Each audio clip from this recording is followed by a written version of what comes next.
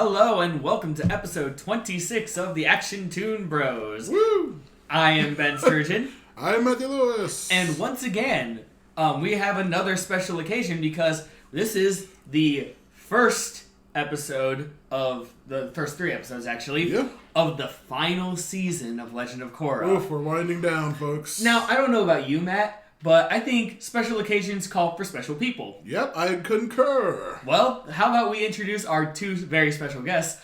First off, we have Chris Bow. Hello, I am back. Woo! Good old Airbender Chris. Good old, wait, was that the one I said? No, you didn't have a decision. Okay. You were pretty much the avatar of the group because you're like, I like them all. Oh, okay. I remember that we had the conversation, but I don't remember if I settled on any specific No, one. you honestly did not. Then again, we kind of literally last minute put you on the spot. Right. Anyway, so yes. Hello. But speaking of which, we have our sign language interpreter and waterbender. Just cut me off while I'm about to say Yeah. Sorry, go on. Okay. Anyway, so hello, I'm Chris. It's good to be back and for y'all to hear my lovely, lovely voice. Okay, I'm done. Oh, okay. Now we have our sign language interpreter and water bending enthusiast.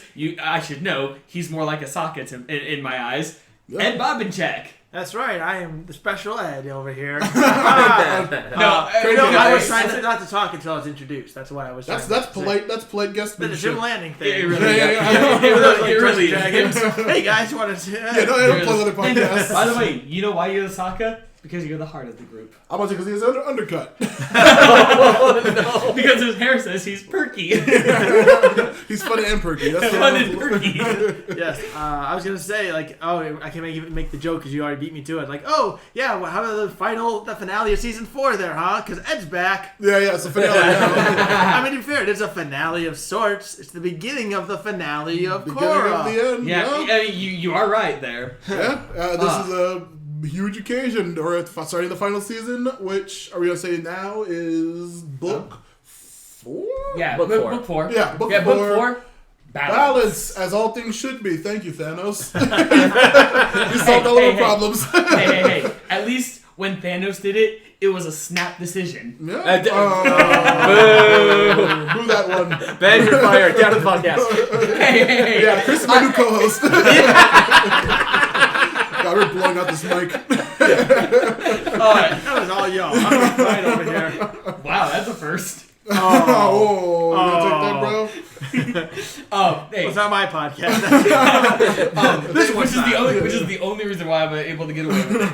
But now let's actually begin with episode 1 of season 4. Yep. After all these years. Now, with the last time, I usually sum it up.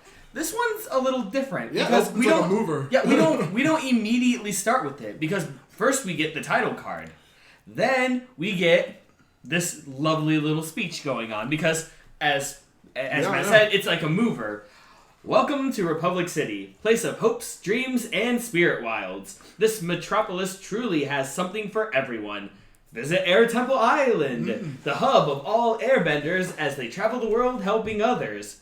Or take a stroll through the beautiful Avatar Korra Park, named after you-know-who. Everyone run. It's Voldemort. Yeah. Oh, shit. Really, look at your notes. You're terrible. But like, No, I didn't add that in my notes. I wanted to add that. During that, they show a statue of Korra in the park. Yep, and also, I wrote in my notes, it's the park that Korra was homeless in when she first came to the city. I actually watched a little bit of the commentary of this episode last really? night. Oh, yeah. So good. And they said that they got the image they're like trying to find a strong image of Korra. And they're like, what are we going to get it from? And they're like, oh, the beginning of every show. Yeah, so it's that same pose. And interesting, though. Yeah, and this was kind of like a tourist kind of video. They even joked about it. It is. They even joked, since that came out, Bug City's been a real hotbed. Everyone's going to travel there now. Yeah, it's really cool. And this is at the end. You've done I was going to say, there is more. Okay. Because after they say, you-know-who, after that lame joke I made, and we've missed her. We've missed her these past 3 years. Woo.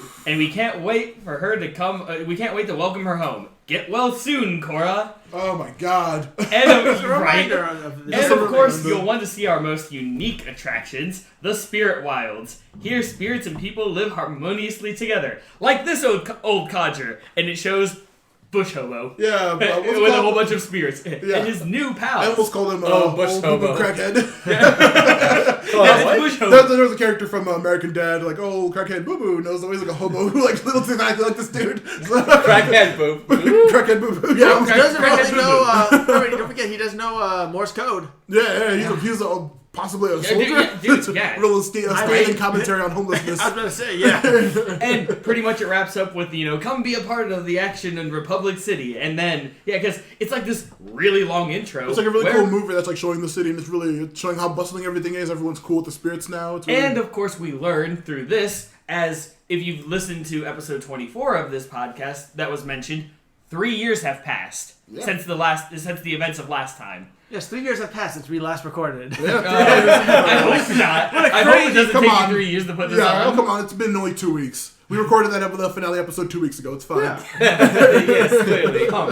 But and then it goes back to it opens up on Raiko giving a speech with Asami, who looks a lot different. Wait. He's the president? Yeah. Well, I didn't vote for him. Well, we don't know. Still, all this time, I wonder, like, how was he voted in and how long it's been? I'm curious. But Asami looks different. Everyone looks really cool. We then meet Prince Wu. Oh, Lord. Oh, Prince Wu. Don't even get me fucking started on that asshole. Explicit wording on this episode, too. What are you talking about? He is a very esteemed prince of the Earth Kingdom.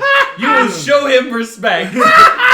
Yeah, I know. I can't say that with a straight face either. This is another blowout-filled episode. I mentioned this man on the ride here was I guess can I strictly spoil something that you were gonna say? That no about what's going on with Wu. Oh, okay, yeah. You find out that Mako is his bodyguard. Yep. And I can't tell. Do they like Mako or do they not like Mako? Because they put Mako, a terrible character, with a character even worse than Mako. To make him likable now. Yeah, I mean, that is a good point, because after Wu is trying to, woo Asami. After that thing, we see Jinora has her new hair, and they mention the rail system connecting Republic City to the rest of the Earth Kingdom. Yeah, hey, Varric did say in Season 3, he has seen the future, and the future is magnets. Yeah. I didn't even pick up on that. It's great. It's great. Yeah. Oh, yeah, it's very important, too. Oh, yeah, because the one thing he mentioned after the magnets is they're building a railway. Yeah. Oh, yeah. Yeah, but this is when we see Wu flirting with Asami, and she's just like, "Ew, get away from me." Mako pops up and saves her by saying, "Wu, don't we have some more important things to do?"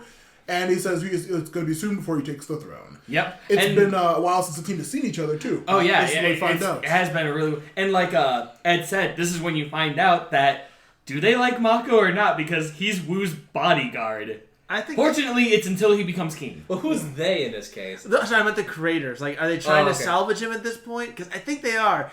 Mako is a terrible character. Now, are you talking about like terrible in the sense of like he did some really shitty thing, or like he was a badly developed character? He's badly developed. No, I would say he did bad things. I mean, that's true. He's exclusively cheated on both of his girlfriends with the other one. We're talking about a firebender who masterfully does lightning bending and only does it once a season. Yeah, but I'd say his personality-wise he sucks, because he's like, "Hey man, you can cheat on your girlfriend whenever you want. Hey bro, you can break up with them. Who cares?" And it's like a blood-sucking leech. You just gotta pull it, get it over with. He's got some bad luck. I'd say he's perfectly finely developed, but whatever. I think he's terrible because like Bolin gets a lot of development, and Mako he had some potential season 1, but he just kind of went downhill. Okay, I see what you're saying. I can see he's what just a bad personality. I can see what Ed's saying, because Mako did have potential in season 1, but he pretty much stagnated. He pretty much stayed the same. I think his detective story was really cool in season 2. That was interesting. Yeah, it was. Yeah, they kept it. Yeah, they kept it. Yeah. They just mentioned it offhanded all the time. Yeah, but he's like still busy just effing around with the gang being silly. But he's not. He needed more development, I guess. But I think he's a perfectly understandably written character that I just don't like. Now, getting back on topic. Oh, yeah, this is when they mention that they haven't seen each other in a while, and Korra is supposed to be arriving today. Yep, Korra's going to be arriving later in the evening. This is when with Tenzin and Raiko are talking, and they talk about Kuvira is stabilizing the Earth Kingdom, and the Red Lotus are pretty much dead. Wait. Random Metal Clan woman is actually doing something important? Yeah, she's stabilizing the Earth Kingdom. That's a really good thing. Also, we didn't mention it before, before, but her voice actor is Zelda Williams, Robin Williams' daughter, but also she's a huge, prolific voice actor and actor. Zelda Williams, really? Yeah, you know her that was from a bunch of Kuvira? stuff. Yeah, she voices Kuvira. Oh, that's so cool. I didn't know that. That was Yeah, awesome. she's in a ton of stuff, and I love her. She's great. But Yeah, also, she Kuvira's is. great too. That explains why she kept saying, you never had a friend like me a bunch. Oh god, you're awful. You, Ed. This is when we cut Too to a soon, tiny little Earth village called Yai. Is it Yai or is it Yi? Yeah, Yai. It is Yai? Okay. Apparently it was supposed to be Yi, but the voice actor they got to So be it's the Yi? head, he said it that way. He's like, well, he said it with such authority, like, well, you are the governor. So, it literally was awesome. wrong, That's but they turned that into what it was. Well, how do you spell it, though? It's I just wrote down It's Y. Y-I. It's Y-I. Oh. Yeah. Oh. That's why I'm like, is it Yi or is In it my Yai? notes I wrote down Y-A-I because that's what you said it. Yeah, Yeah, Yai. I wish I got a chance to listen to more, but I got so tired last night. But I would love to listen to that though. I was Listen to like, those commentaries. Like, it's really interesting. It's like Zhu. Zhu Li, and Zhu is ZHU. That's a common That's what I thing. wrote down. That's Yeah, understandable. I'm saying like the reason. It's, Yeah, like, that it's was probably just the same thing. That was literally the Yi. voice actor. I forget his name, but he literally read it that way, and they're like, "Well, he said it with such authority. I'm not going to correct him." Yeah, He's the governor. That's awesome. But we see some bandits roll up in a jeep and pull up to a store and start mugging the place really like crappily. That's really cool. But then Flashback to one of your campaigns, Matt. I know, right? Oh. It's such rough. Everything's movies. terrible. That is a whole nother. Everything's can of terrible. worms. This town is dirty, and all the buildings are broken down. You can see right into them. But look, With that, don't forget to listen to the Forgotten Minotaur King. Yeah, everything's wonderful. Man. shameless plug in the middle. Plug in the middle of the thing. No plugs in the middle. We have a rule about that's this. fine, don't worry. But look, in the sky, are those birds? Are those planes? It's No, an it's opal and a kai. on a lefty. Yeah, on left. They hop off the bison like heroes do, and they toss the jeep with the airbending. But Really no, cool. they don't just jump off. They have like those air suits where they They have have like really the cool flies, like squirrel suits. Yeah. squirrel suits. Which, Oh, again, dude. more fun commentary info. Those were actually meant to be designed by Asami, Yeah. and they even got they're like, we wanted to do that. It only would have been one line. How could we not fit that in anywhere? They're like, yeah, that was designed by Asami. They're really cool this is- designs. hey, Yeah. we just are covering episode 1. They'll probably explain it later. Wait, No, they no, I don't. don't think They don't. They even say, Wait, they don't? yeah, they even say, we wish we had said this in one line at some I gotta point. listen to those commentaries. That sounds amazing. Huh. I feel that wouldn't have been too hard. I'll tell you, Yeah, I'm you're sad right. most that fell asleep because episode 2 commentary has on Korra's voice actor. Oh, Jenna Varney, her podcasts are amazing. She has her own podcast which just interviews people. She's fantastic. I wrote in my notes even. I were like saying their new outfits look dope. Yeah, and even the creators were excited to bring those two back because they really love both those characters. Yeah. They like Kai and them. Opal? Yeah. I said Opal's voice actress is Kairi from Kingdom Hearts. I mentioned that earlier. Wait, who's Opal is Opal. Sue's daughter, who's Right, an airbender. right. Yeah, she's Kairi's voiced by voice Kairi actress. from Kingdom Hearts. Hey, she's finally doing something. Kingdom Hearts Ouch. 1? 3. Okay, I think that was Hayden Panettiere. Hidden Panettiere was in 1. She was. So you think it's the same person? Kairi is actually she doing was something? also.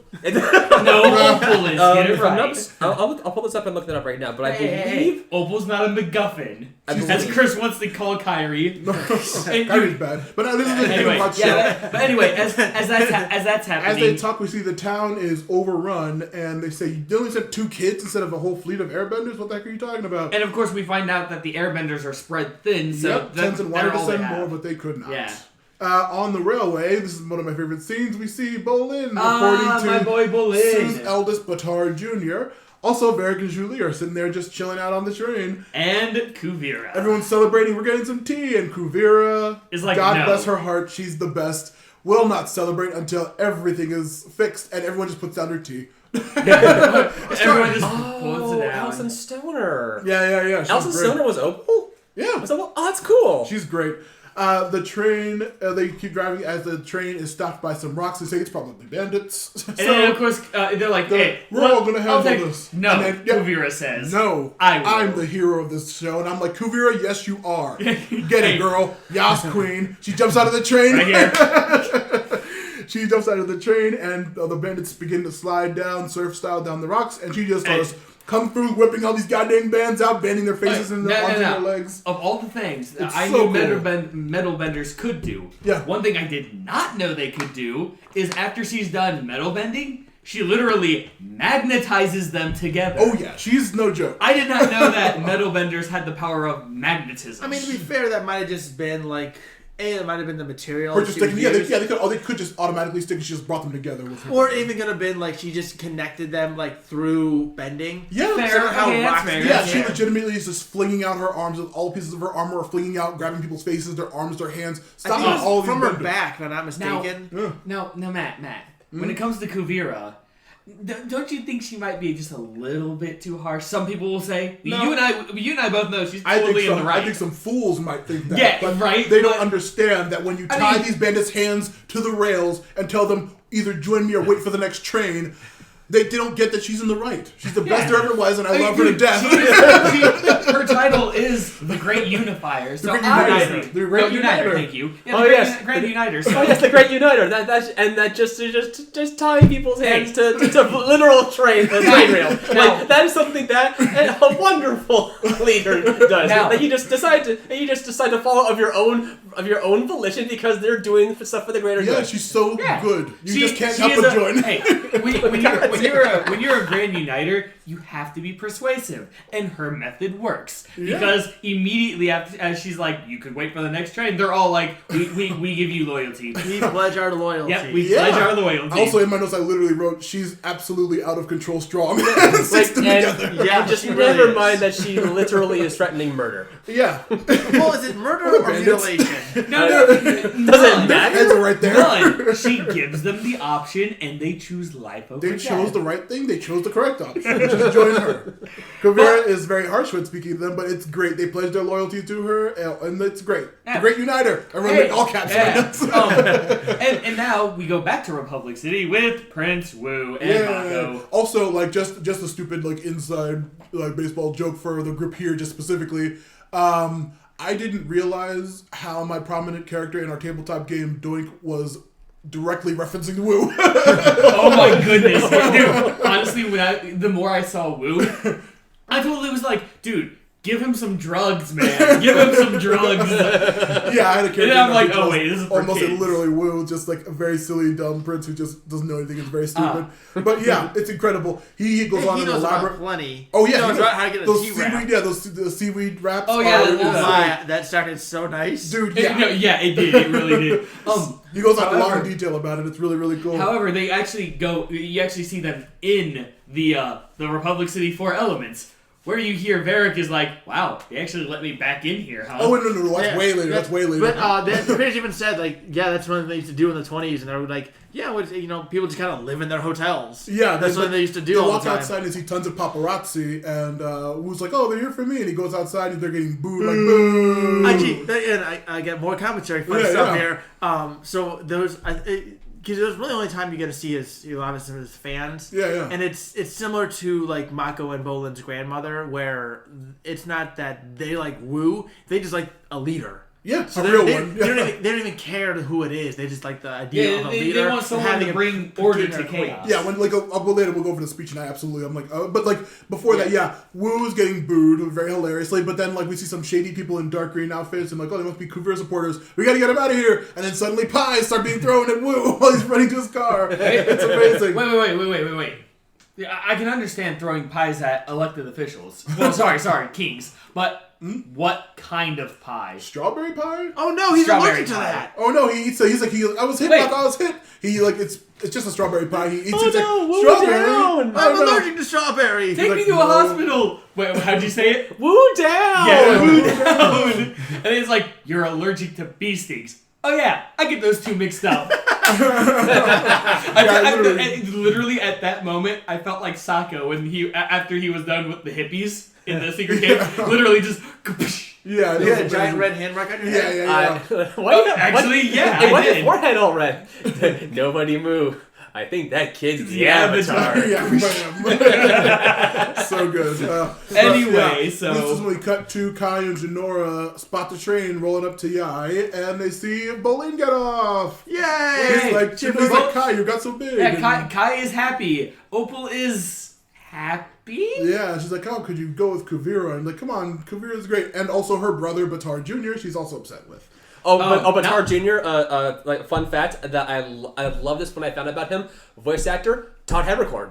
Wait, That was Habercorn? Yeah, Todd Habercorn. Name some stuff. Name some stuff for the listeners. Todd Habercorn. He was... Sorry. Todd Habercorn. He was Death the Kid in Soul Eater.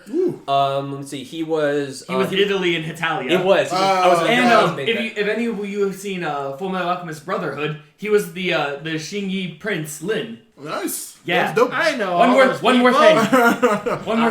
God, I'm trying to... I know you know something. Prolific anime voice actor, yeah. I'm trying to think, because I know I've seen him in a bunch of shit. He's great. Yes, he's... I thought you knew one more, so I'm sorry to put you on the spot like that. You know what? Yeah, you Google some more, we're gonna go on you the show. Google some more things. But, yeah, dude, honestly, I don't know what it was. I must have just missed it. I did not hear Todd at all, because I know that voice actor very well as well. Yeah, but this is when, Bolin is happy to see them. Kuvira arrives, and we learn... Oh, that's way later. Oh, Fairy Tail. He was Natsu. No, yeah, the main character. Yeah. Okay, that's the other one I was thinking of. Opal's like, dude, why'd you do this? And of course, we learned that Sue is very upset with Batar Jr. for betraying them 3 years ago. We don't know what happened, but Opal says that they concur the towns need help, she says Kuvira's conquering towns. And don't listen to her. Also, this is when we learned that Batar Jr. is Kuvira's fiance. And I'm like, you lucky devil. How dare you? Yeah, right? Lucky dog. The governor of Yai, Kuvira, says he wants to talk to her. So they leave to talk. Inside, she wants control of the town to get rid of the bandits. It's join my cause. Let me take over, and you'll have the full force of my army. Yeah, just sign this deal. Yeah, just sign this deal. Very generous deal. Yes, very generous offer. Yep, and in my notes I say the governor rudely rejects the offer and makes a mess by spilling oil all over the place. And he says, you just want them for their ore. And this is when Kuvira says, join or your town will perish to bandits. And I'm like, oh, Kuvira, you were too nice to these people. And I gotta say, you're not biased at all. I don't know what you're talking about. Anyway. At all. To be fair, she was very generous with her offer. They are ready to leave. Kai says, you have to help. Kuvira says, he gives Kai the contract and says, you have 1 day for him to sign it. Right, we'll wait at the borders. Yep. And if he doesn't sign in 24 hours, we're leaving. Bolin sadly leaves Opal and she shoves him away angrily. Kai says that they can save the town themselves. They don't need their help. They go to some hippo cow farmer and he gives them a bunch of supplies. I have no idea what those were. Hippo cows. Yeah. They say it was more than just him. It's like just you and the other farmers. Yeah, we have all the stuff we need. They have a huge thing they're putting on the back of Lefty. Yep. Opal and Kai talk to each other about their long-distance relationships. Hers with Bolin and his with Janora. The Bolin and Kai, or the Bolin and Opal. And Kai, yeah. The OTP ship. They're a lovely couple. Love them the best. No, Kai and Janora are doing great long-distance, but Opal and Bolin are not because what Bolin's decisions were. Yeah, I'm sorry, but this hurts me because... I really like Bolin, but you want him to be happy?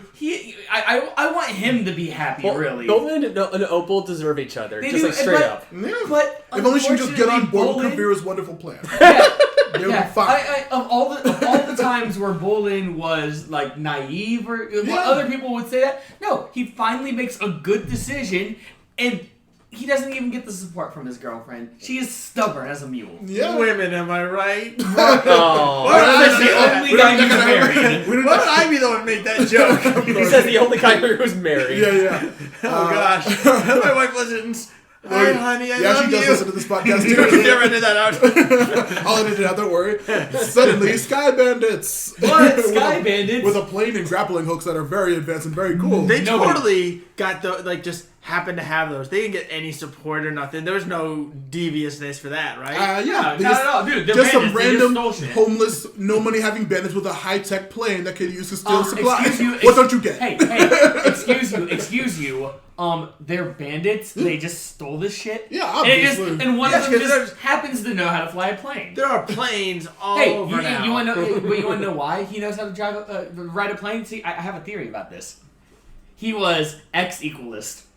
The equals behind it all. And you silly that's why he was in the middle of the Earth Kingdom. Yeah, exactly. Hey, equalists got to spread out. But yeah, Kai gets knocked off and he gets his suit partially ripped, and the supplies are taken as Opal tries to save them both, but loses the supplies. and they return to the I almost said the the governor of Yai. Yeah, with nothing left, the governor signs. Yep, and of course it's like, I think Kai's like, look, for what it's worth, I think you made the right choice. And the governor was like, did I even have one? Which Matt and I will agree, yes, you did. You could have just said no.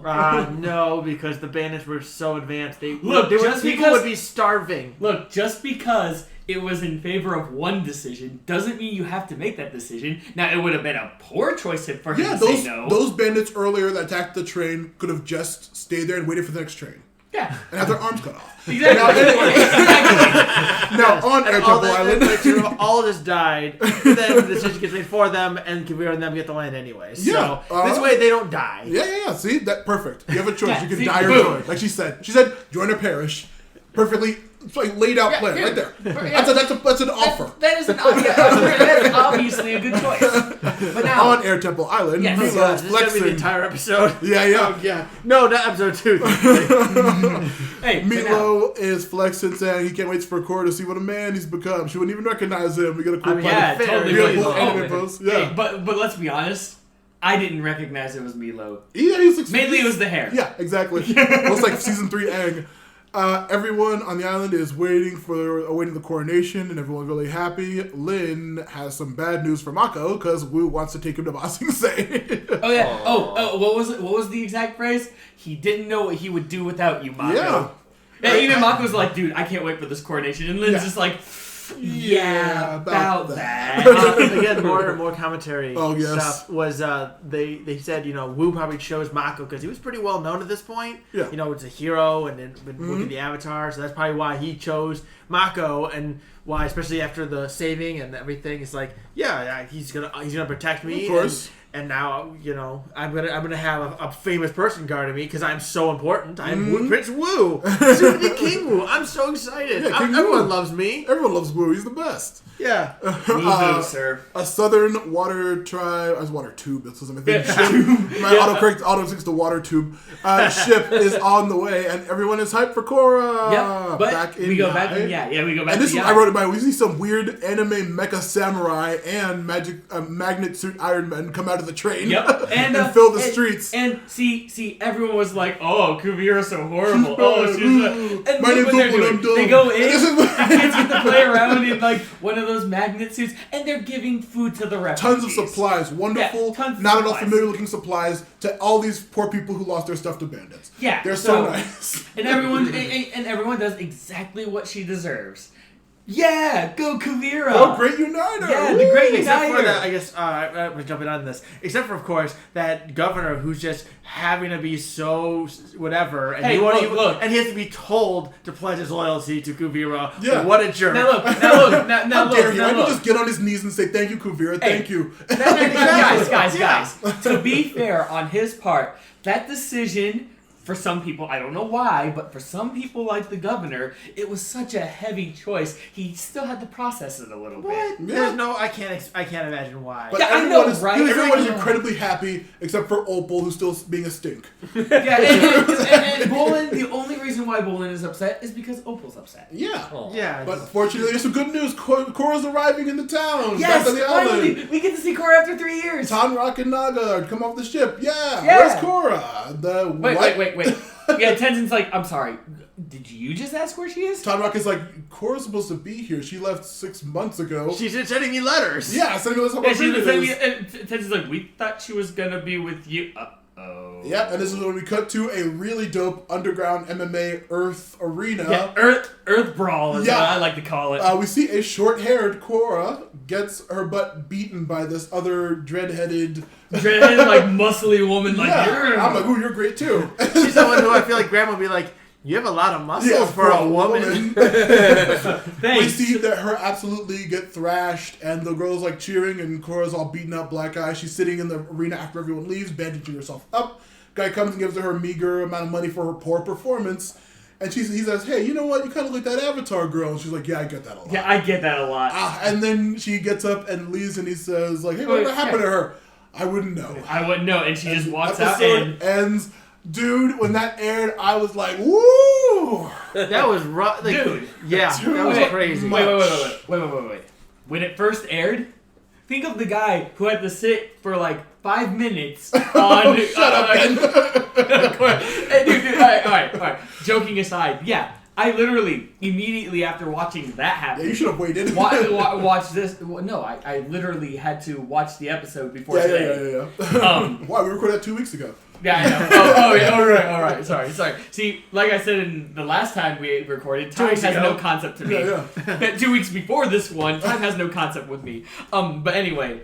Wow, just so much. I mean, it's like everything's happy. And then, best leader Kuvira comes through. The Great Uniter. Yeah, the Great Uniter. Everything was perfect. And then Korra's now on her 2 legs, thank goodness, getting her shit kicked in? Yeah, by a weird rando. Yeah. I'm going to put explicit warning on both these episodes now. We cussed so much on these 2 episodes, I'm going to put explicit warning on both of them. But yeah, sorry. But yeah. Fuck, I'm sorry. No, thanks. Ed. But yeah, she's like, it's so crazy seeing her like so beaten and defeated and like just like coming off of the horrible, depressing last scene of the last season to her being still so down, it's like devastating. Yeah, and what's worse is she's hurting herself by having others hurt her. Yeah, it's crazy. It's such a deep, cool scene for a really cool character. What do you two think of Kuvira the Great Uniter, the only true leader of the world? Yeah, I mean, she is.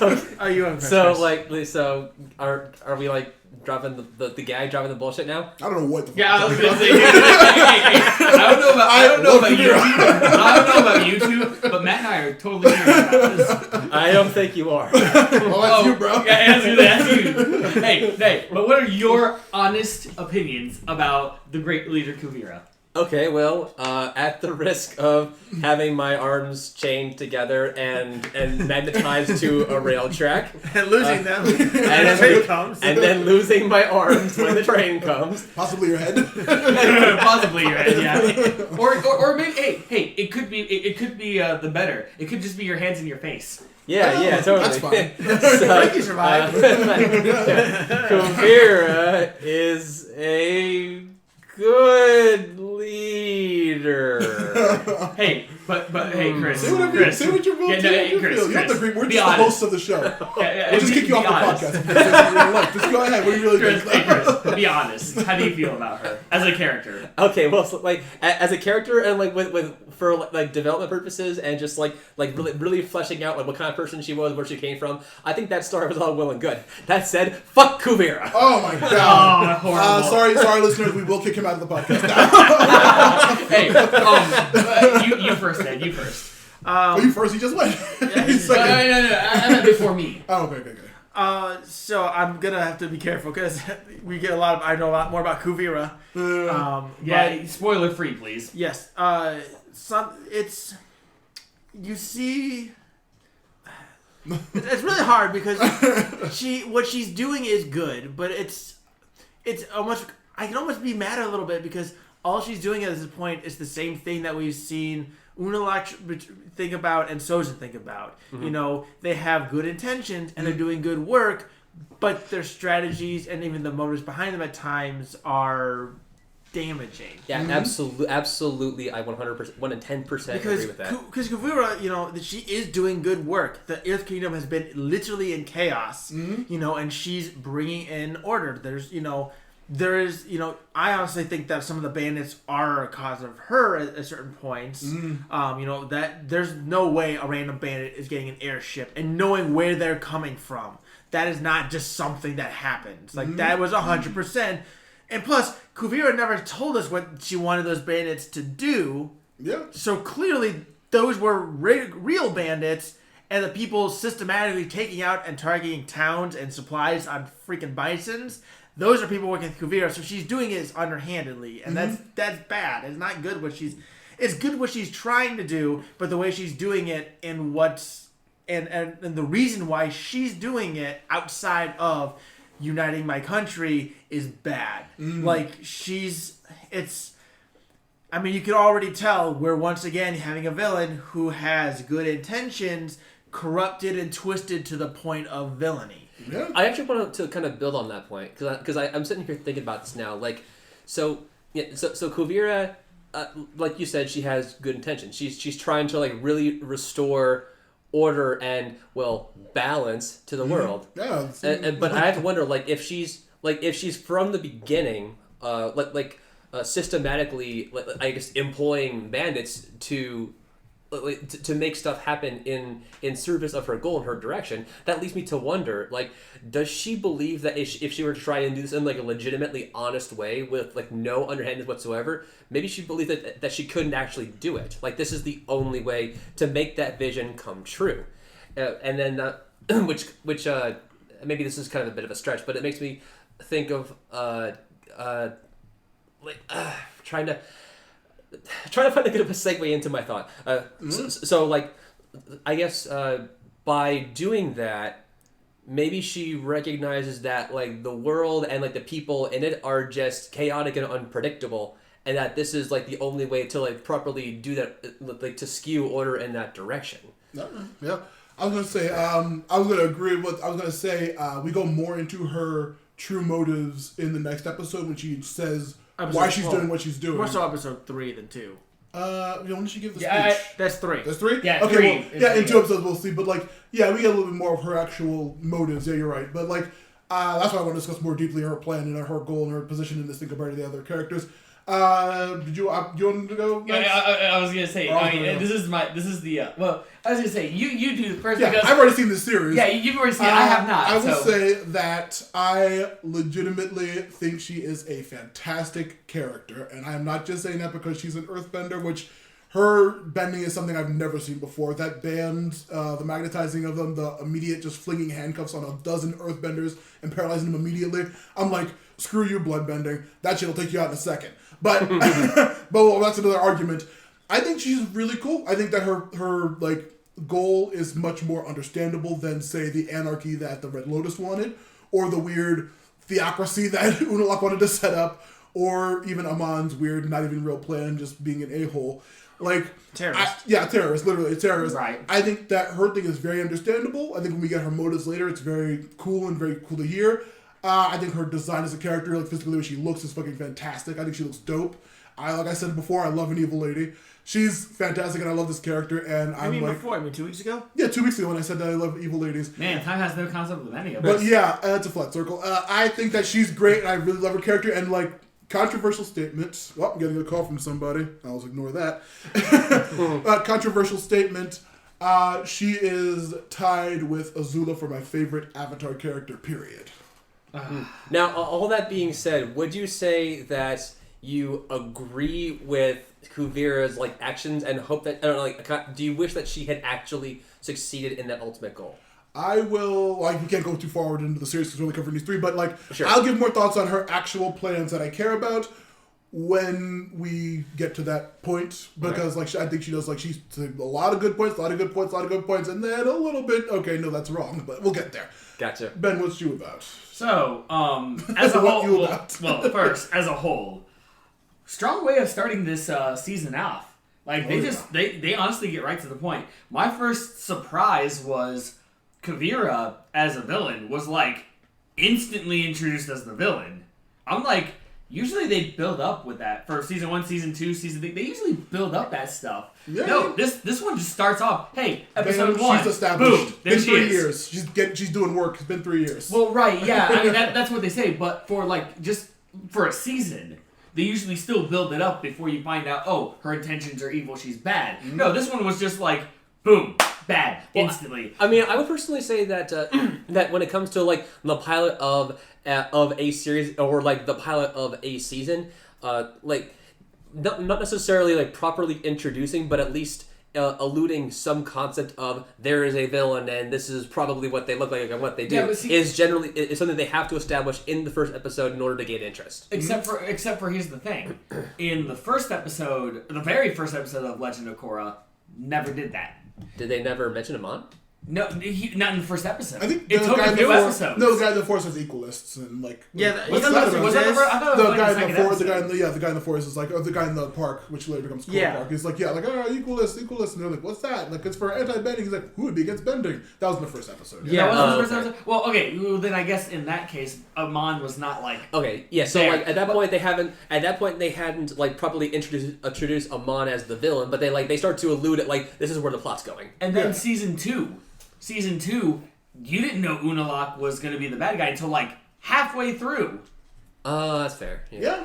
Season 3. When was we met Zahir? I think in the first episode. It was the end of the first episode. Yeah, but then again, you already knew because he was in prison, like in a very thing. So okay, never mind. I guess I don't see the point that I'm making right now. So. Because I had to think about it as I was talking through. So, but now Kuvira herself. Yeah, I'll make this known right now. I kind of similar to Matt. It's not because she's an earthbender, metalbender, whatever. Wow. She is, like, I already like her. I've only known her in a few frames. I was going to say a few frames of animation. She was in that dance troupe with Sue. I only saw her a few times without her saying anything. And then all she got to say was, no, just call me Kuvira. And they had the zoom in, like, oh, she's going to be important. Yeah, she is. As the villain. How did you know she was going to be important? Because it did a zoom in on her. And she said her name randomly. Yeah, it just said her name out of nowhere. And she was a character with a speaking line who gave her own name. But what I didn't know was that she was going to be the main focus. I didn't know she was going to be a villain.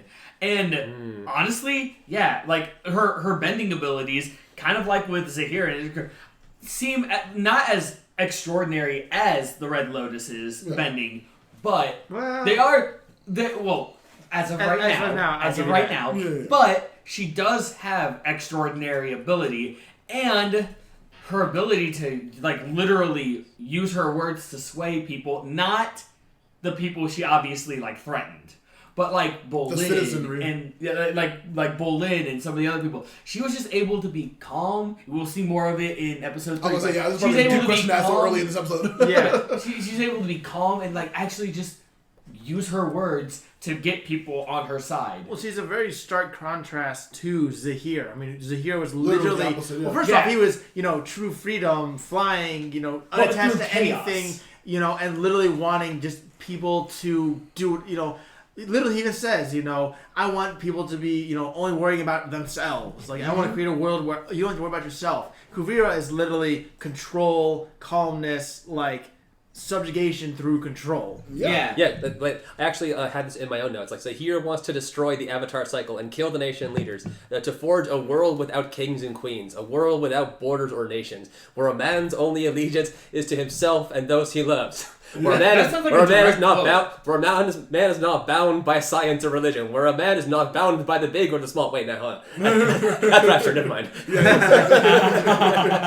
But with Kuvira, it's sort of opposite but similar because she does want order. Well, like I said, we'll get to her real plan later. She tells we're already 40 minutes in. We're only on our first episode. This is probably the longest we've ever spent on one episode. Of the podcast. I mean, there was a lot to take in on this. It's the most to have episodes. It's heavy. That's how good the season is. That's why 2 and 3 are great, but I feel like this opening was a lot to take in because so much. Again, 3 years passed. Yeah. We didn't talk about how Asami is. There's so much context and detail that you have to derive simply by the fact of time passages and picking up on hordes and hordes of context clues. Yeah, right. It's really good. Asami is literally the person who's pushed Republic City into this future. Like the president even says, Asami and future industries. Remember when season 1 when they were literally being run by equalists? Yeah. And in beginning of season 2, they were destitute and about to go in bankrupt. Season 3, they didn't even freaking exist. Pretty much, yeah. Well, I mean, they didn't mention anything because their CEO was just out gallivanting with the Avatar. Right? Yeah, exactly. Well, while we are all over the place and tell what the rest of the world is doing, there's one character we don't know. Yeah, I was gonna say we know about everyone. What happened in their 3 years? What a segue! Yeah, but thank you, Ed. But there is one character. So how about we just enter season 2 and talk about season 2? Yes, season 2, episode 2, and let's just talk about Korra alone. I love already the what's it called? To the episode of season 2 in the book Earth, Zuko alone. What's it called then? Yeah, the episode where it was just Zuko. Yeah, it was called Zuko. Yeah, and there's nice. And there's and I mean, without spoiling too much already, like there's a lot of similarities between the two episodes. Oh, absolutely. You know, now that you say that, with what we're about to talk about, you're right. There really is a lot. Oh yeah, last time. But guys, Shiro Shinobi, what you got to say? But guys, are you kidding me? I'm his cousin, the one without the voice. Obi-Wan Kenobi. Yes, I'm Obi-Wan Kenobi. You're a podcast. But guys, the Avatar has gone missing, and he brings up about 3 years ago Zahir poisoning her, and that while her friends have moved on with their lives, Korra remained in her homeland, even though she was still healing. She was still healing up and stuff. 6 months ago she left, but hasn't been seen since. What has become of the Avatar, and when will she return? Who knows? Well, we will. Yeah, right now. just now. Right now. This is when we open on a bruised Korra healing her wounds in a public restroom. It is very, like, a really weirdly, like... It feels like a movie scene from a show. It's so weird. Yeah, it's like a really grungy bathroom. Yeah. Like the mirror is even it's like a scene you've never seen like an Avatar thing before. It's so weird. But the guy really wants to go to the potty, so he keeps banging on the door. An emergency here. Knock yourself out. Yeah, she comes out and she is nearly hit by a car because she's so distracted by her pain and everything. And wanders into an alley. Yeah, wanders into an alley where a shady figure appears. It's her? Yeah, well, yeah. It's her. Specifically, her during the attack Zahir did, where her hair is down, her arm has the chain around it. She looks all scraggly and stuff, and she's like got the Avatar state eyes. The chain. The platinum bands. Very important. She drunkenly wanders out of that alley, and the citizens think that she's a crazy weirdo. Well, no, she starts attacking it. Yeah, and I was like, is she okay? Do you need to go to a doctor? She's like, no, I'm fine. Get away from me.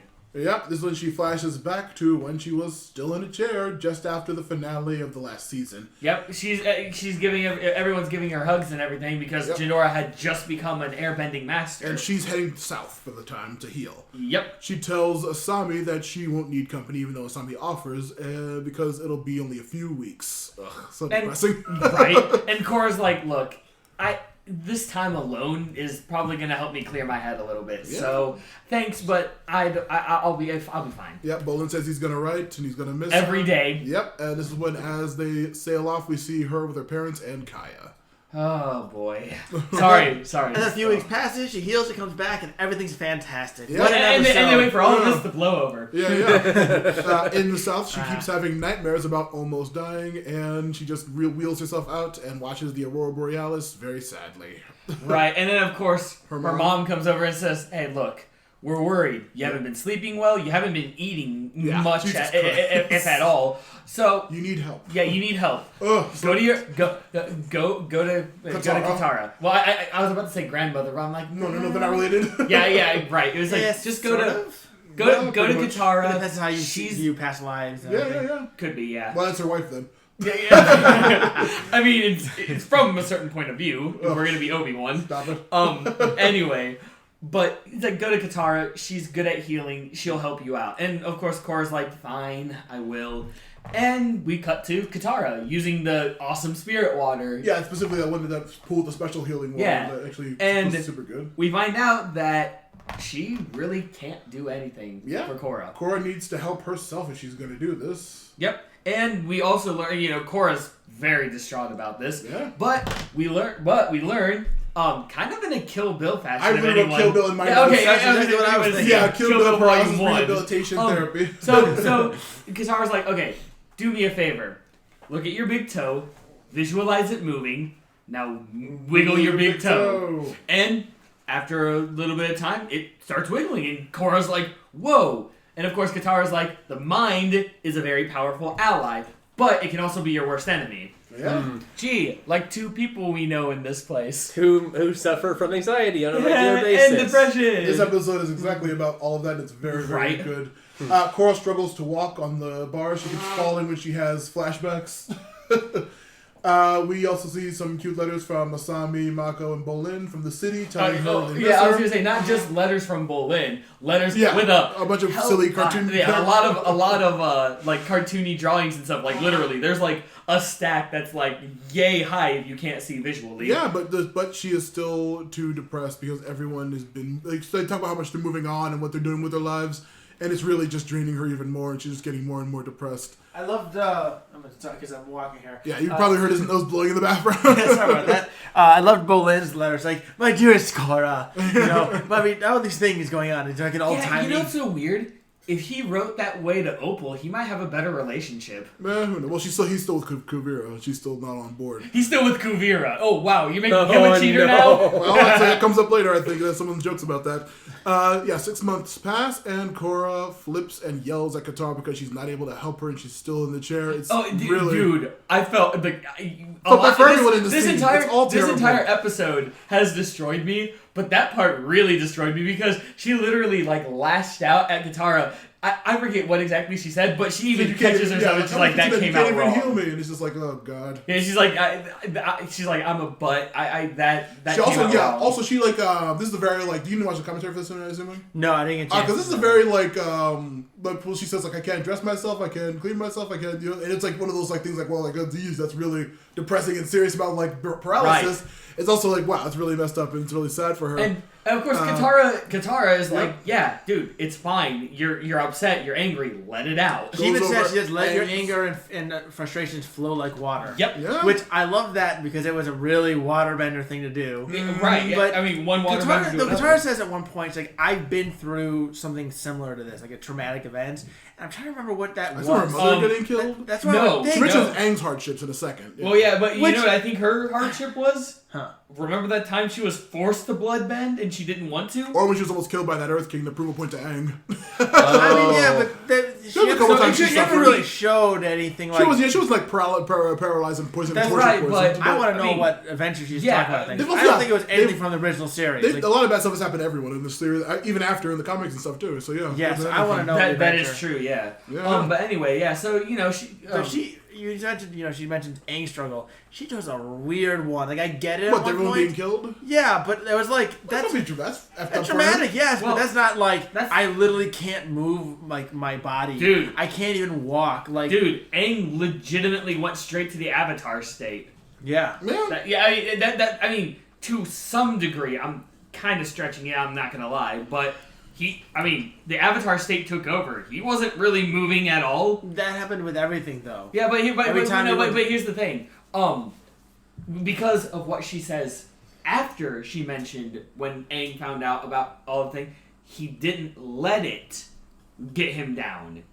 See, I think that's a big factor on it. See, Korra is letting this get her down, but with Aang, he found out about it. Fortunately, he had like Katara there to help him out, and so he was able to press. During that scene, it was Katara. He was able to press on. Korra, dude, let's be honest. Away, protected literally. But that's what she does. Yeah. That's the way she is. Where Aang is more open to everything and what everyone has to say. I was about to say Katara. Korra is like, when something bad happens, she pushes people away. We've seen her do it many times. Oh, yeah. I'll give you that. That is similar to the personalities. Aang is, again, airbender mentality. He avoids everything. He doesn't address it. Right. But that's also, why that moment to me didn't stick as much, because he never showed the same levels of intensity towards that or much of anything that we saw. Because he was a monk trained, though, technically. He was raised as a monk his entire life. That's why he's so compared to anybody. Yeah. How old was he in Avatar? He was like, what, 10, 11? Yeah. 12. I think 12. He was 12. I thought it was 12. Yeah, Sokka was 16 and Katara was 13. Yeah, Sokka was, I think, 14 or 15. Yeah, and of course, Aang had the spirituality of the monks. Korra, it didn't take until halfway through season 2 where she wasn't as a baby. Yeah, she wasn't spiritual at all. We can't get too lost in the weeds. Yeah, I'm sorry. Anyway, yeah. More physical therapy. This time, this guy's episode's gonna be longer than the freaking finale one. She's finally able to cross the bars with more physical therapy. But then we flash back to the present where she's in this city. She walks the streets and a cute little white dog pops up to her like, adorable little yip yip. Yep, but once again, her avatar vision returns, but the dog can see it as well, so she knows it's real. See? dogs have sixth sense. I know, I have 3 of them and they're all terrible. It barks and the vision goes away. She finally says, okay, well, the dog jumps off and says, I'm going to follow it because it knows something. Yeah, well, no, the dog like looks at her and is like, hey, come follow. Well, not literally. It's like, yip, yip, like, come follow me. And she's like, what else am I going to do? He says yip, yip, and she flies away. She flies away. Yep. I mean, to be fair, thank you for pointing that out. I wouldn't have. In the past, Tenzin visits Korra during her time. She says, "Oh, I'm getting so much better because she can now walk." When she greets Tenzin, she says, "Oh, I'm going to show you something." She goes and fights 3 firebenders, but loses. It loses because she has another flash. Well, originally she's like firing at them. She's like, "Come on, attack me! I can take it." Yeah. And then the guys are like, "Okay." Yep, they attack and she loses. Tenzin goes over to help her, and she sees another vision of Zahir, and she's like, just she's just like, you know what? Never mind. Yeah, it's very depressing. She says, "You need patience." She says, if you say I need patience, I'm gonna water it and slap you in the face. I actually put this in my notes. Oh, yeah. It was, you just have to have Korra like just glares for the first time ever. Truly glares at him and says, if you say I need to have patience, I'm going to water smack your mouth so hard. Yeah. I'm just like, whoa. I mean, I get it, but dang, girl. Yeah, she's super pissed. And he's like, I like it because he like stumbles and like says something else. No, you just need to not worry about the future. Yeah, I was like, I'm smooth. Yeah. She writes Asami about the 2 years that have passed at this point and is not able to go to the Avatar State anymore, we find out. Yep. She also mentions that she can't talk to Bolin or Mako about only this. Asami because they won't understand. She only feels comfortable talking to Asami. Only Asami. During a family... What? I was going to say, like, there's no crazy thing happening it's with very, that. very dull. During a family dinner... What? I have also for that? During the family dinner. It's very dull. Yeah, it's very dull.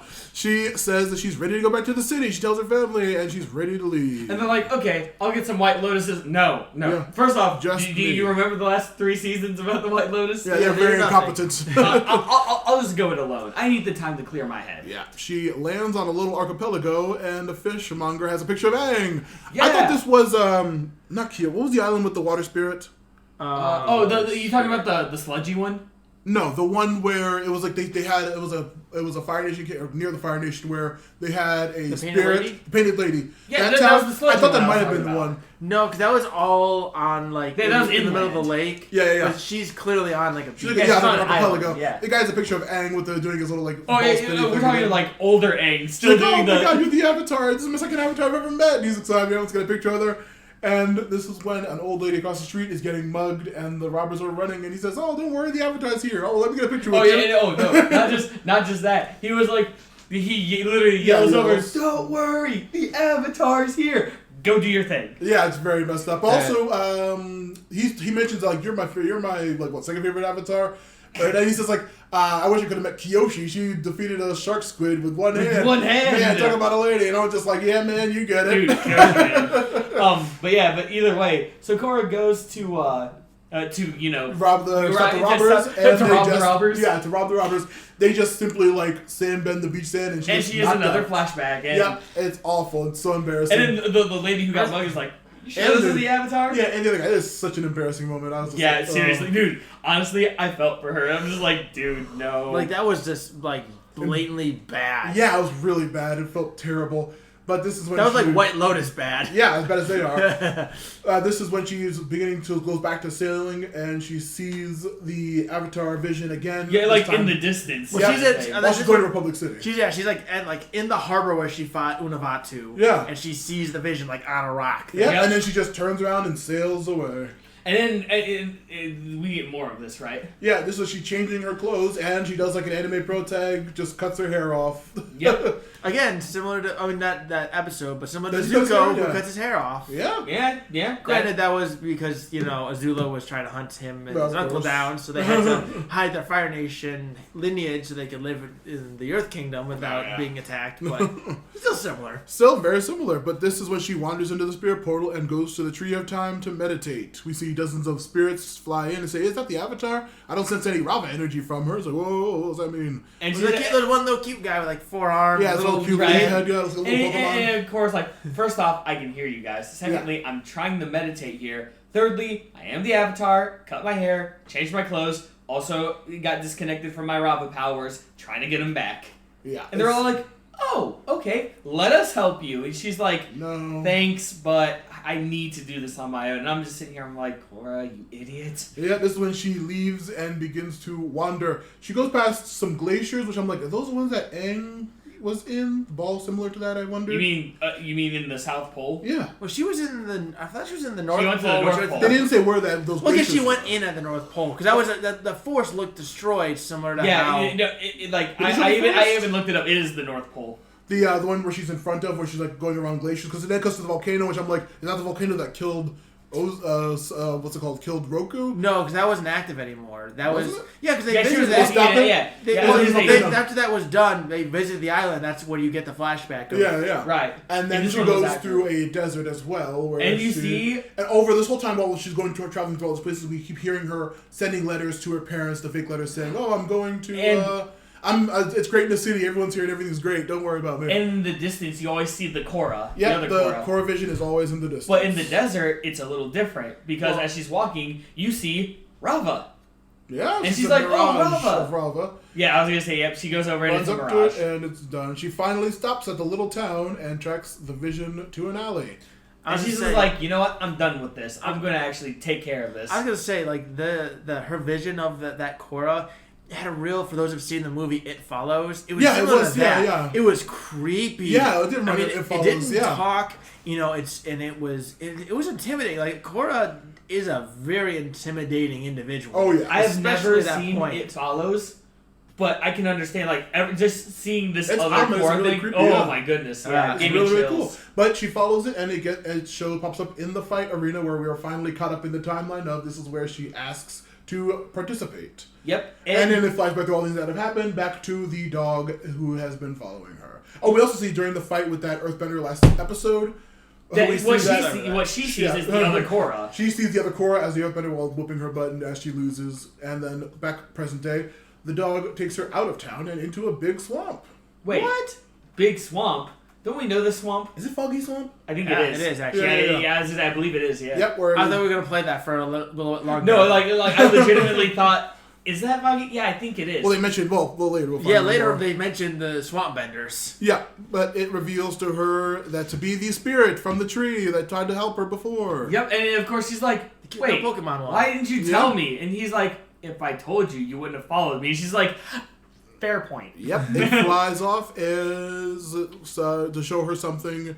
She once again sees the vision and fights it once more in the swamp, but loses very badly. Oh, horribly. And bad. it's knocked out. Really creepy ending though, because it like Pulls her into like the It changed her. mud. She's trying to fly or not like airbend away, but she's getting chained and she's being drawn into the mud, which turns into the mercury poison from last season. yeah, Right, she gets yeah. like drowned in it. It's like And oh, it's so much But then she wakes up in a in cave. a dark cave, and all of a sudden We she's see like, an old woman tending to her. "Yep," and sort of.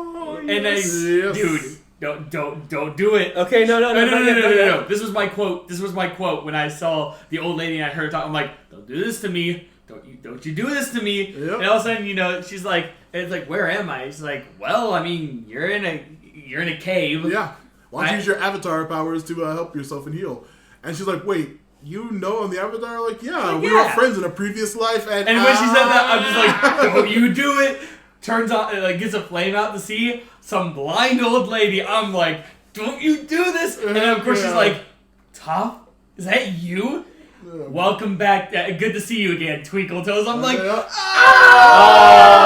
destroy the mic. God, you guys. and then, I know it's a little late, but at the beginning, we should. Oh, that's the episode ends. Yeah, that's when the episode ends. At the beginning of this episode, we should, like, edit in someone, you, saying, hey, if you're wearing headphones, do be careful. Yeah.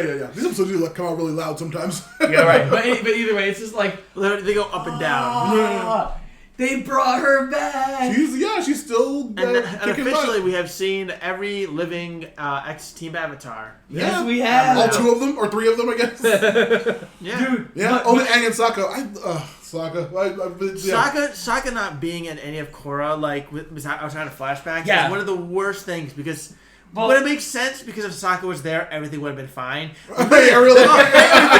I mean, one episode they did not have Sokka. They had no clue what to do. Literally. Although, not gonna lie, where is the lie? Because he's right. Sokka is a silly character, but he's like, the smartest probably of that group, yeah. Yeah, seriously. It's not just in the group, but in the world. General, yeah. He literally revolutionized air travel by himself. He invented it as a kid. Yeah, just offhandedly. And then they figured out how to, save, the gas. Again, saving the airship and a bunch of people. Wait, how do you revolutionize air travel? He invented the airship. Well, the professor was like, we get these airships, but they'll just float away. He's like, what if you put a lever on top? That was Sokka, 100%. Sokka, we put a lever on top to let out the air so you can control it. Oh, okay. And that's when it, after it destroyed, the Fire Nation found it, surprised them in the Day of Black Sun, and now what we got is air travel because of the original designs that Sokka perfected. Yeah. Also the boomerang, the meteor sword, he's great. I mean, yeah, he literally made a sword out of a meteorite. I'm surprised no one's ever found it because it did just go off into the ground. I'm surprised nobody found that meteor sword. I'm sure someone did, and it's a story that's never going to get told because it's Sokka, and anything Sokka related is just so broken. Like, the Avatar's so powerful. Yeah, Sokka's broken, and he doesn't even need bending. He's literally, Washington got defeated by him. He got defeated by Sokka style because he didn't know it. Yeah, exactly. Right, he did. Washington is great too. It's so crazy. But yes, that is where the episode ends, and it is very, very crazy. I'm going to say it. I have to say it. They brought Best Girl in. This series is now the best ever. Hell yeah, it's wonderful. Okay, sorry. Best Girl in original Avatar, because... Well... Kuvira... I say Azula's not my number one. Like I said... Tara, come on. You dunderheads. Awful. All of you are dunderheads. Azula's the best. Kuvira is tied for her in my heart. Who beat Azula? She cheated.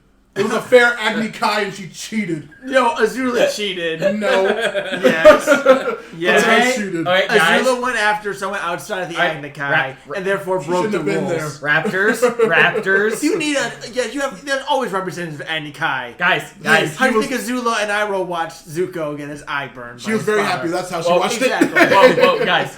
We should probably move on. Yeah, I was gonna say, guys. I think this should be the next half an hour. We could literally go an hour on this, but let's not. Forever. Guys, we have to do the most important thing now. Not only is it the last episode, but guys... The most important day. Yeah, it's the most important day. Episode 3. The Coronation. The Korra Nation. That's what was that last time saying Shiro Shinobi's brother or whatever? Well, Obi-Wan Kenobi. That's Obi-Wan to you. I didn't hear this. So much has changed these past 3 years. Mako's a bodyguard for Prince Wu. I don't know. Ugh, sorry, that hurts me. Who make him likable? Yeah. And Bolin works for best lady in Korra, Kuvira. Korra's the best lady in Korra. Korra's pretty great, but Kuvira's bad. Hey, speaking of Korra, while she's trying to heal herself, she was led by a spirit into the foggy swamps, where she met best earthbender ever, and you dunderheads better remember this. Top Beifong. Oh, boo. How dare you? Will this... Wait, you're gonna quote that one? Really? Season 2? That's right. I know what you're talking about. Everyone should know what I'm talking about. Top Beifong I gotta go to the bathroom. But will this earthbending master be the key to Korra regaining her avatar mojo? True story. That is... legitimately the ending quote before we get into the episode. Shiro legitimately says Avatar Mojo. I don't know if Avatar Mojo. That probably does. We open on Wu telling Mako the coronation show plans. He's gonna have giant boulders fling out with earthbender girls jumping out playing them like drums. And We're gonna have dancing badger moles. Dancing badger moles. Remember, it's gonna go like this. And he actually does the dance. He's talking about 6 hours long. Is that in the episode 1 commentary, they mentioned that you saw a bit of Wu's dance moves there. Yeah. So he has got some sweet dance moves while the adults are talking. That's right. It is going to be a dynamite 6-hour show. I'm like, oh. Mako says that he's supposed to be ruling. What's he doing? He says, well, advisors. That's what advisors are for. I don't care. And Tenzin's like, yeah, we'll give him advisors, but come on. Yeah, Raiko comes over and says, Wu, how are you doing? And Wu's just doing his elaborate badger mole dance. And Tenzin's just like, Raiko, do you really think this is going to be okay? Like, well, you know how royals are, Tenzin. They're ridiculous. But we'll send delegates to aid Wu. It'll be fine. Also, where's Korra? Also, where's Korra? We don't know yet. We still haven't had any sign of her. Yep, this is when we see the airbenders are looking for her, Tenzin says, and he's worried about Kuvira growing in power too much. And also rumors of prison camps. Raiko says, don't worry, she'll just hand over power and step down. Did you say prison camps? You meant happy camps. Yeah, dude, correctional facilities where they will seek proper rehabilitation. Raiko says... Script is a day. Accidental care. My time out in the yard. Yeah, exactly. Thank you. Oh, of course I got the South Park reference. Yeah, of course. That's my second favorite movie next to Team America World Police. Oh, of course. Both amazing. Fair. But yeah, Raiko says...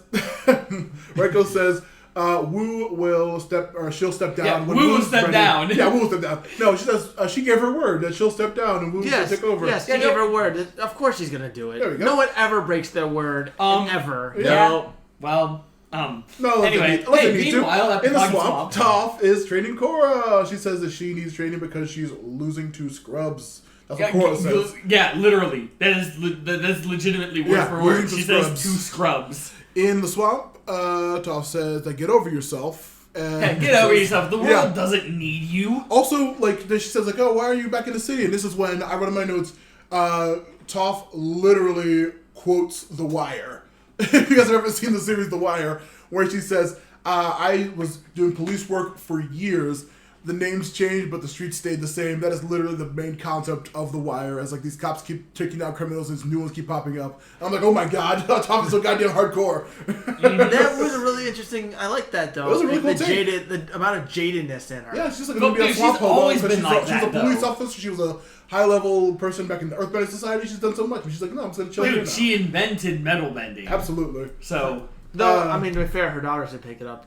Well, they're not very good, according to her. Yeah. They suck comparatively. Korra says Toph thinks everything she did so far is pointless, and she says, well, like, I thought Lin was grumpy, and she says, come on, I'm the original Beifong. I'm the original Beifong. Yep, so I was like, yes. Which is also kind of a dig at her parents. Yeah? Yeah, seriously, yeah. It sucked.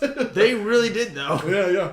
Toph says that she was going to plan to soak her feet for a couple of weeks, but since Korra is really sucking, is so pathetic and getting her butt kicked all the time, she just feels bad and wants to help her. Yeah, she's helping. The Korra's like, oh, thanks. She goes in for a hug and gets a rock in the face, and she says no hugs. Hey, no. She says, if you want to hug something, go hug a tree. I'm like, dude, the moment she did that, I'm just like, I missed you so much, Toph. I missed you. She was not like this in the original show. She didn't want hugs and stuff. She was upset. I'm pretty sure she was similar in the original show. Oh, come on! She was like that, but she is much more jaded and over the top. Dude, of she's lived a much longer life. She's an old lady who's been through the police force and other things. I mean, I'll give you that, Ed. Toph is. She's very jaded, yes. She's very overall, at least from what I could tell, in my perspective, or my opinion, Toph hasn't changed a whole lot from when she was a little kid. Like she's still she's still very stubborn. Yeah. Jaded, cynical. Is very much all for speaking her mind, just taking no shit from anybody. Yeah. And being. Not cryptic. I mean, she's kind of cryptic now as an old lady. I guess she wasn't really that much like that as a kid. But I feel like in terms of overall like growth and maturity in her personality, there's almost none. See, I disagree because I feel like Toph at this point, she's much more jaded. Even when she was aggressive. I agree, she was aggressive. And she was in your face, but she never felt like she felt like there was a purpose to what she was doing. You know, I mean, the fact that I haven't read the full bit of the comics, but the fact that she develops earthbending school to try and teach people, the fact that she wants to have a family and everything, she did see, I feel like, a point to the future and a point to her actions. But her speech talking about we took out names changed, streets stay the same. Taking down criminals seem pointless.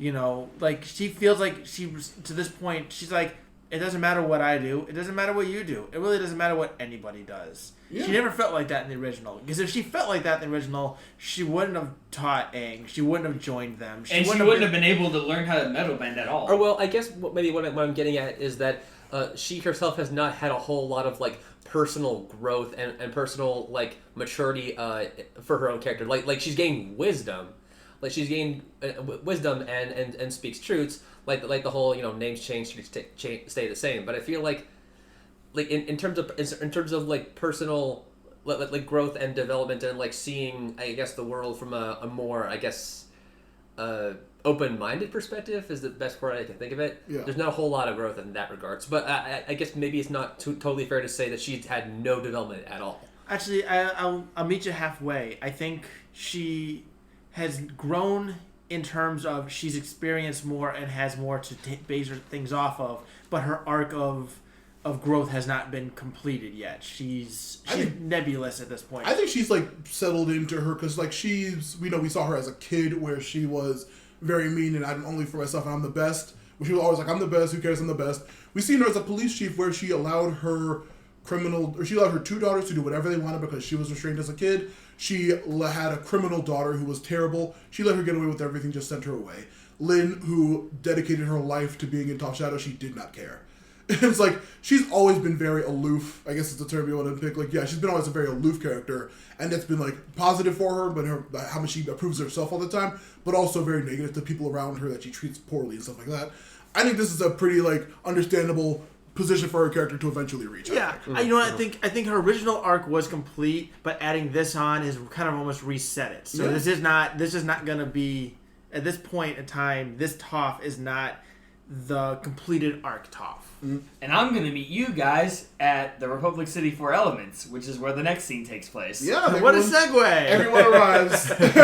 Everyone arrives. Bolin arrives at Public City. He's like, Republic City, I'm glad to be here. Oh god, it's Eska and Desna. Yeah, oh no, it's Eska and Desna. And of course, Eska's like, well, you're doing well. I see you've replaced me with a new girlfriend. Yeah. They're talking about Kuvira. Yeah, he looks like Kuvira. That's my boss. Boss, girlfriend, yeah, same thing.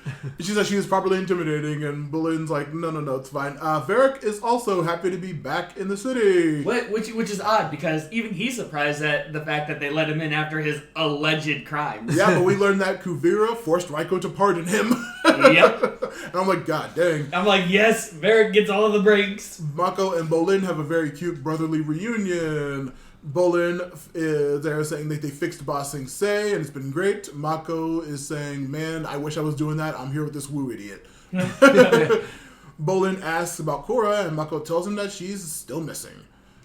Sue and Batar Jr. meet with a very icy reception, which is very, very weird. Yeah, and Batar's like, hey, just be careful. It's just Batar now, not Junior. Yeah, it's just Batar now, and you better be nicer to Kuvira. After all, we are getting married. Yeah. This is just like so smug. Yeah, right. And, I like Batar Junior too. I was choking on the smugness. Yeah, he's pretty bad. And Sue's just like, I don't know. I don't have to be nice after what you guys did. Yeah, that's very, very intense scene between a mother and son. Wu tries to hit on Kuvira, who's very like, ugh, get away from who cares. Yeah, pretty much. He says, well, hey, if you need any advice, I'll be in my presidential suite. And she's like, no, I took that room. I'm like, what? Yeah, no, I'll put you in the junior suite. Okay, you're in the junior suite. Which I want to know how that happened. She probably just told the guy, and he's like, yeah, it's Kuvira. And I'm like, oh, dude, Kuvira, you're the best. But again, like, he's had that for like a long time at this point. Like he was literally living out of the hotel. Oh yeah. They just moved him. Well, I'll tell you how. Kuvira says she always gets what she wants. Yep, she always. And that's when Matthew melts. This is when Secretary Gunn arrives next morning. Is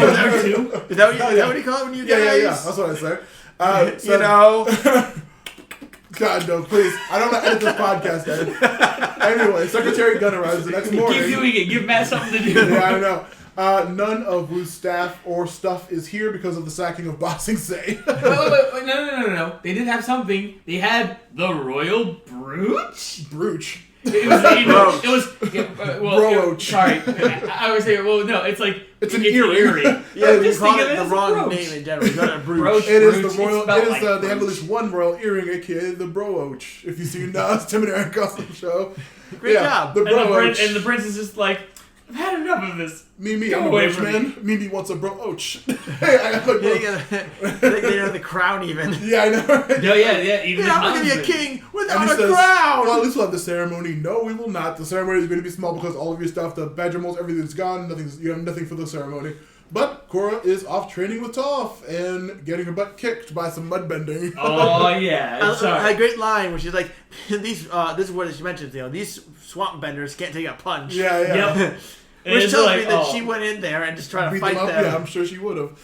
Korra, she is like, I was just trying to think, like, Toph says, that's your problem, do not think. I love that. First time she is down. Tell me what you did wrong. Well, I was thinking maybe you would. Yep, exactly. You were thinking. Don't think. Do it again. I'm like, yes. Korra says, Toph just likes beating people up, and she says, yeah, of course I do. And we're like, yeah, that's Toph for you.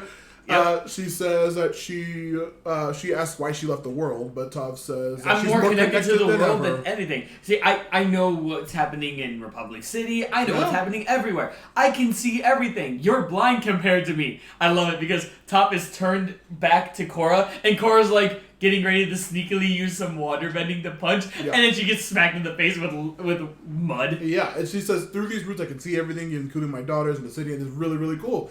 At the tiny coronation, we finally see the Fire Lord, Zuko's daughter.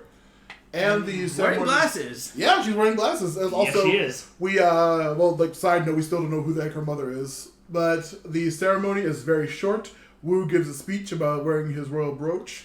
He wants to congratulate Kuvira with the Kyoshi Medal of Freedom. And I was like, oh, that's nice. Kyoshi has a medal. It seems to be like an actual, legit relic. Because he's like, surprisingly, that wasn't taken. Yeah. I'm glad this wasn't taken. Yeah. But hey, so you give a speech when you get a medal. What does Kuvira my God, say? Well, she asked to give a speech. Oh, yeah, after. And he's like, I guess we got 6 hours. We got 6 hours to fill.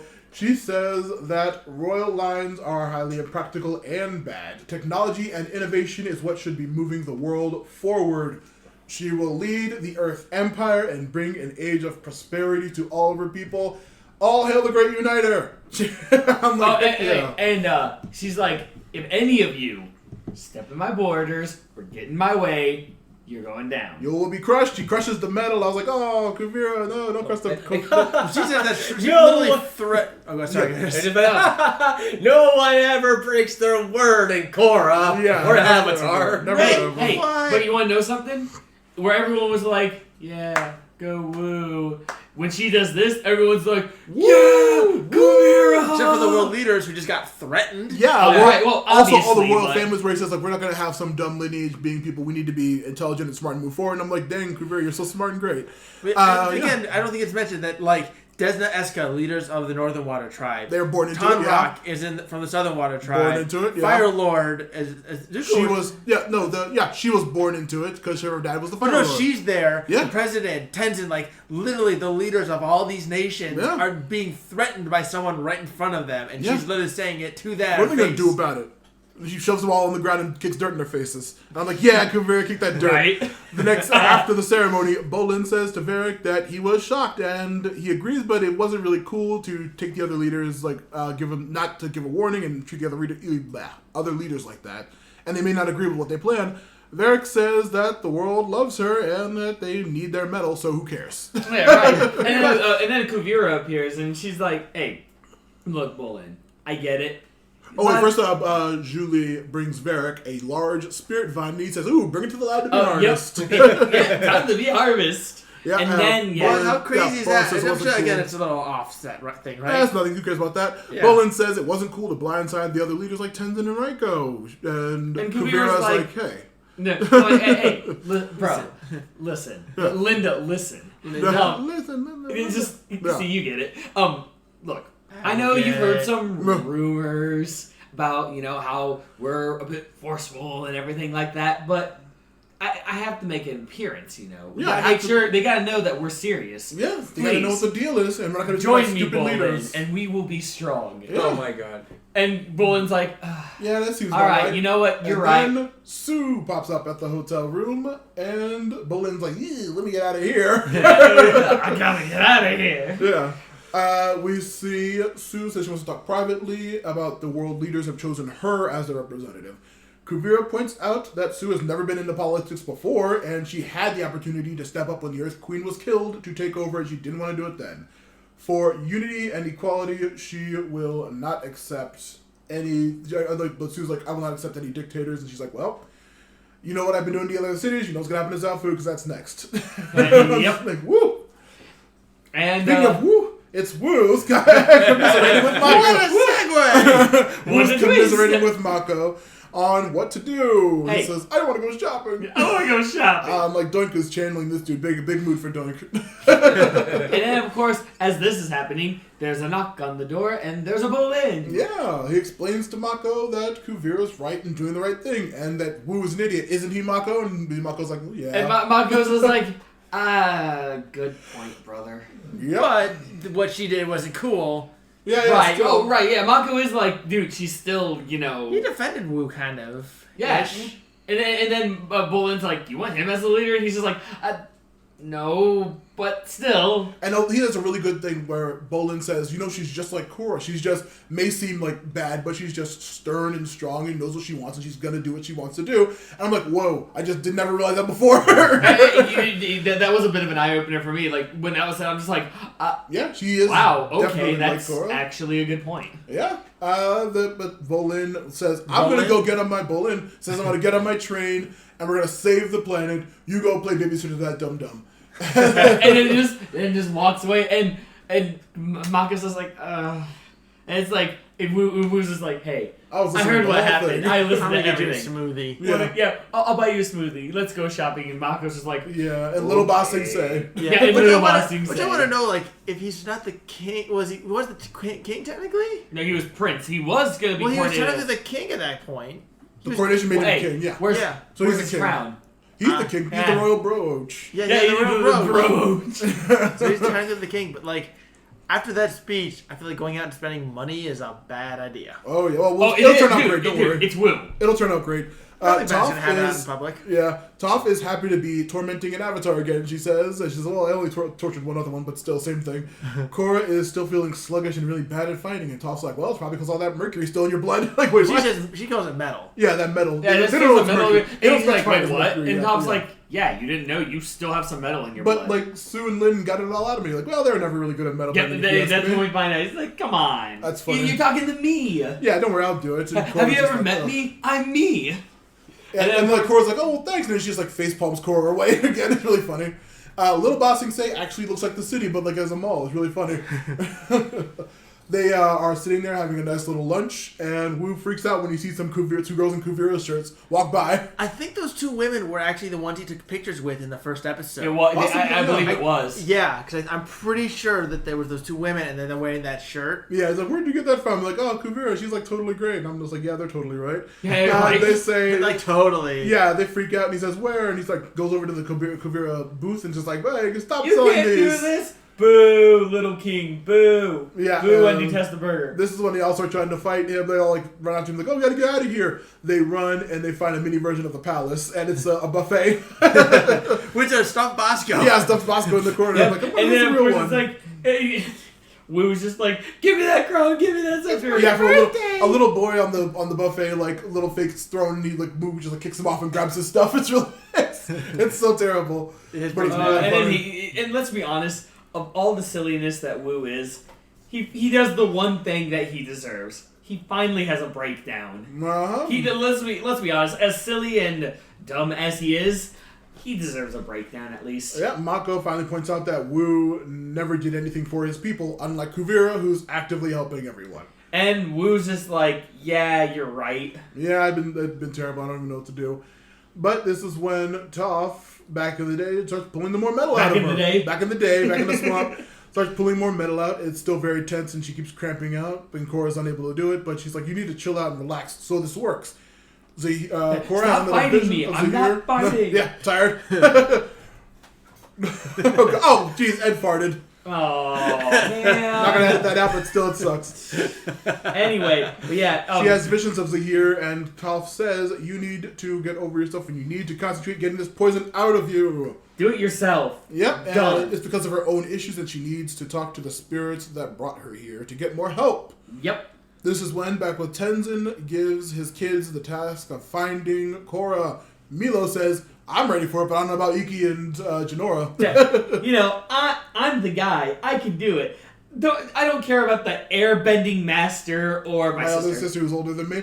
But this is when the final shot of the episode. On the train, Varric has the spirit vine in to harness. in a harness of some sort. And this is what Kuvira says, this is your main priority. Yeah, nothing else matters. And Varric's like, this is gonna change the world. Yeah. And then the episode ends. And that is where the episode ends, and it's a great one.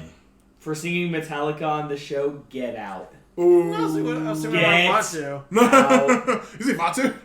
Yes, I said Vatu. Yeah. I'll do whatever I want to. Oh, God. Nice penmanship. Anyway. But yeah, what do you think is coming up, Ben? I don't know. Everyone else in the room knows what's going to go on. I'm not. So. You know what? I'm going to do something different for this season. I'm not even going to guess. Well, I'm just going to say, I don't know, and I'm going to watch. Because every single time you ask me this question, every single time you're like, what's going to happen? I'm like, this is going to happen, and it doesn't. That's why it's fun. But I was going to say, now that we know Kuvira's whole actual ideology of that the whole lineage and inheriting the throne and just being random idiots being in charge is bad, and technology and innovation should be leading everyone forward. What do you guys think of that? You kind of mentioned that she's now calling it, the Earth Kingdom is now dead. We are now the Earth Empire. And I'm Earth just like, Empire. oh, yes. Specifically the Earth Empire, right? Well, yeah, because it's just the Earth Kingdom. I'm trying to make the noise again. Oh, yeah. It's just like, oh, yeah.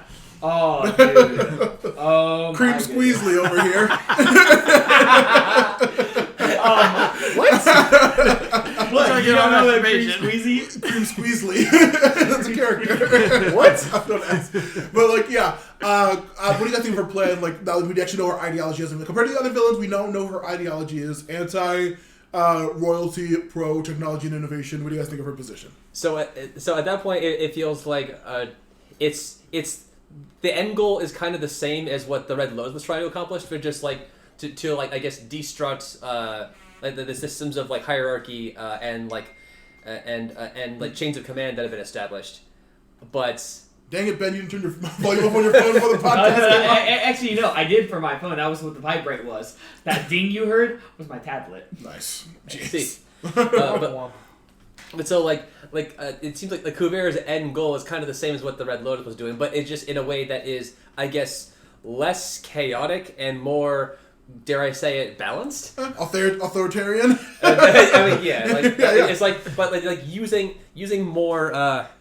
What's the word? Yeah, she's doing it through a means that is possibly legal. Yeah, I say possibly because more legal and more structured means. I think. Yeah, than just anarchy and chaos. So literally, the creators said in episode 1, and they went from anarchy to fascism. Yeah, fascism. That's pretty much. Yeah. I mean, no, not literally. Yeah, that's what military absolutely. state. Yeah, especially definitely. Mako calls it a military, like a military state. Yeah. I mean, that's it's what she's doing, legit. Oh my goodness, dude. This episode. Yeah. I mean, look, I'm all for like innovation and technology. I'm literally a software developer. Yeah, there you go. But I mean, like if there's one thing that I've learned about technology is that it's neither bad nor good. It's how you use it and how it's designed. Yeah, and Kuvira's good. She'll only use it for good. So we're all perfect here. Exactly. Everything's good. What could go wrong? She's just harnessing a spirit vine for mysterious reasons. But yeah, and she just has like one of the most intelligent individuals in all. Oh yeah, one of the most inventive peoples in Sokka. Yeah, literally. Oh yeah, seriously. No, you don't even know. Oh wait, you're right. Wait, are we talking about Varric? I was gonna say Kuvira or Varric. No, Varric is. You see it. I guess it's spoilers to say that you see him really take off this season. We saw his really high tech like samurai suits and those metal suits, like really advanced looking. We saw them both. Don't forget the magnet suit. Is it? Yeah, the magnet suits. Also, is it a spoiler to address how Julie actually gets her own story arc? Well, we'll talk about that. That was spoilery. But Varric, because in season 2 especially, he was just a business guy who had all this. Yeah. But he seemed like such a weird guy. He was a weird guy. He's a weird guy. You get to really see his inventiveness, but it starts coming in the forefront coming forward. Oh yeah, he's actually being utilized by an antagonist, I will say. But she's actually utilizing him throughout the entire series purposefully to help advance their technology for the purpose that he was invented for in the first place. It's great. Yeah. Yeah, I absolutely love it. I love Kuvira so much. She's so great. She's a good villain. She really is. And you won't predict what's going to happen, Ben? You won't take a guess? You gotta do it. You gotta do it. Fine, I know I'm gonna be completely wrong, but this is gonna be the biggest Avatar villain yet. She's gonna find a way to harness spirit energy from the spirit vine to power the technology. But it's also gonna turn into Kuvira's gonna be a despot about everything, and it's gonna try to take over not just the Earth Empire anymore, but the entire world. Korra is going to get her butt kicked even more by Toph because it's Toph. But she's going to find a way to actually get back into the Avatar state. They're going to have this big old-fashioned anime showdown. No one's going to turn into a boat. and it's all going to end in a bittersweet way because I'm not going to say it's going to be a happy ending. Because if season 3 taught me anything, is that happiness is only halfway through the season. The other half of the season is going to be my gosh, Ben, it is amazing how right you are that you're going to be wrong, because I was like, nothing happens like that. Good. So wrong.